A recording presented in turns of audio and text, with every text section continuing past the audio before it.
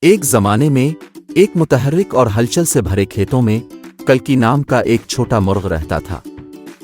کلکی ایک خوش مزاج اور متجسس چھوٹا بچہ تھا جو ہمیشہ مزیدار کیڑے اور بیج تلاش کرتا رہتا تھا۔ ایک دھوپ والے دن جب کلکی کھیت کی تلاش کر رہا تھا، اس نے کسان کو ایک جادوئی بیج کے بارے میں بات کرتے ہوئے سنا جو اسے لگانے والے کی خواہش پوری کر سکتا۔ خواہش کرنے کے امکان سے پرجوش کلکی اس غیر معمولی بیج کو تلاش کرنے کے مشن پر نکلا۔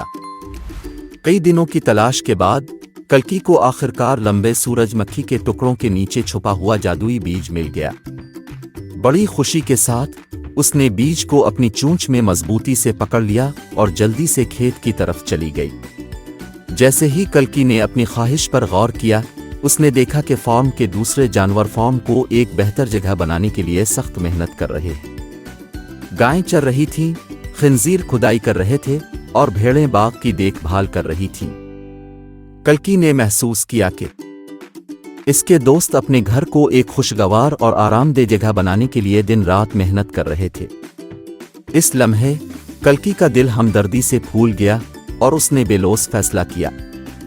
جادوئی بیج کو اپنی خواہش کے لیے استعمال کرنے کے بجائے اس نے اسے فارم کے بیچ میں لگایا۔